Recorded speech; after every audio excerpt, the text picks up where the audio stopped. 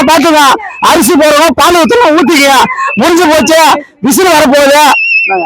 என்னது இந்த கூட்டம் ஓட்டா மாறுமாவா? பாத்தியா, ஓட்டால அண்ணன் உயிரிடா, இது அண்ணன் உயிரிடா. சரிங்களா? உலகத்துக்கே கிடைச்ச மகா பெரிய கிஃப்ட் தான் சொல்ல முடியும். நம்ம தனியா கூட்டணியே கிடையாது. நம்ம கட்சியில கூட்டணியே கிடையாது. நாங்க கூட்டணியே இல்லாம தன்னந்தனியா நின்று ஜெயிச்சிருக்கோம். தனியான நின்று செழிச்சிருக்கோம் நாங்க. சரிங்களா?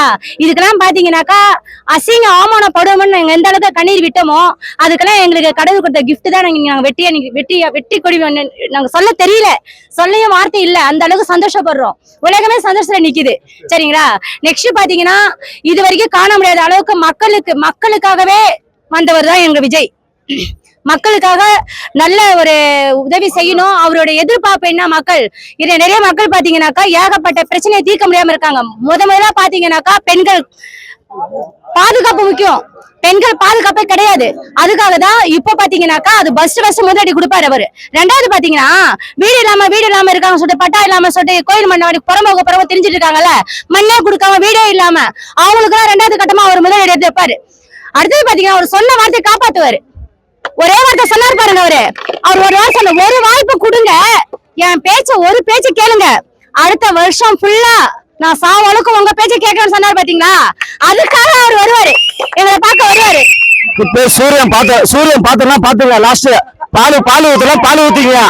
பாத்துங்க, அரிசி போடுறோம், அரிசி போட்டுங்க. லாஸ்ட் பாத்துங்க. லாஸ்ட் சூரியன் பாத்துங்க. அரிசி போடுறோம், பால் ஊத்தலாம், ஊத்திக்க. முடிஞ்சு போச்சு, விசில் வரப்போகுது. ஆளுமே தெரியல. இதுக்கப்புறம் காண முடியாத அளவுக்கு இனிமே மக்கள் சந்தோஷமா சுதந்திரமா கண்டிப்பா சிறுகிடிச்சு படுப்பாங்க. தம்பி இடைவெளி சொன்ன என்னது இந்த கூட்டம் ஓட்டா மாறுமாவா?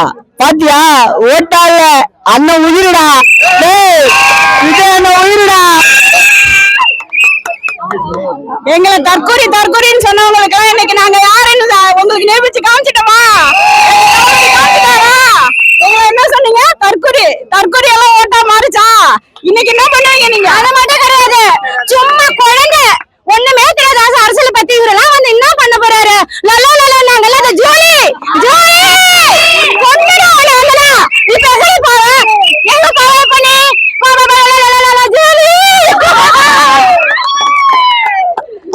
எங்க தளபதி பாணியில சொல்லணும்னா, பிறப்பிற்கும் எல்லா உயிருக்கும் எங்க தளபதி சொன்ன மாதிரி இன்னைக்கு இன்னையோட சூரியன் அஸ்தமா அந்த முடிஞ்சு போச்சு. எங்களுடைய காலம் டிவி காலம். சீமான்ற ஒருத்தர் சொன்னார் பாருங்க, டிவிக்கே வந்தீங்க யாரு உங்க கூட்டத்துல வந்து எங்க டிவிக்கு அனுப்பிச்சு விடுங்க, எங்க பசங்க டிவி வாங்கி குடிப்பாங்க. தற்கொலை கூட்டம் இல்ல, எங்க தளபதிக்கு தரமா சம்பவம் நடக்க தம்பிங்க கூட்டம் இது.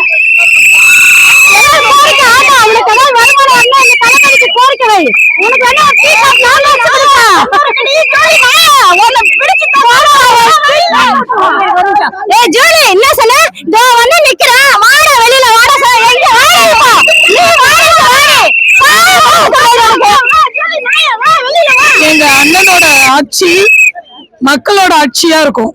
மக்களுக்கு என்னென்ன தேவைகளோ எல்லாத்தையும் எங்க அண்ணன் செய்வாரு. கேட்கவும் செய்வாரு, கேட்காதையும் செய்வாரு. நல்ல ஆட்சியை தருவாரு. இந்த 5 வருஷம் இல்ல, இனிமே எங்க அண்ணன் ஆட்சி தான். இனிமே எங்க அண்ணனோட ஆட்சி தான். இன்னைக்கு எங்க தளபதி எத்தனை சீட் 3 டிஜிட் வாங்கி இருக்காரு. ஓடிப்பாங்க. ஒரே ஒரு விஷயம் ஃபினிஷ் பண்ணிட்டோமா? ஃபர்ஸ்ட் ஆஃப் ஆல் கடலூர் மாவட்டத்துக்கு ஒரு நன்றி. எங்க ராஜ்குமார் அண்ணனை இந்த இடத்துல சீட்ல உட்கார வச்சது கடலூர் மாவட்டத்துக்கு பெரிய நன்றி. 70 வருஷம் ஆண்ட கட்சியும் போச்சு, 50 வருஷம் ஆண்ட கட்சியும் போச்சு. நான் டிவிக்கு போறேன்னு வரேன்னு சொன்ன கட்சியும் போயிடுச்சு, கையும் போச்சு, காலும் போச்சு, எல்லாமே போயிடுச்சு. எங்க அண்ணன் இந்த இடத்துல உட்கார வச்சதுக்கு ஃபர்ஸ்ட் கடலூர் மாவட்டத்துக்கு ஃபர்ஸ்ட் நன்றி. எங்க தளபதியை முதலமைச்சர் ஆக்குறதுக்கு தமிழ்நாடு முழுக்க இருக்க எல்லா மக்களுக்கும் ஃபர்ஸ்ட் நன்றி. எங்களோட நன்றியை விசில் மூலமா சொல்றேன். விசில் ஊதி வச்சு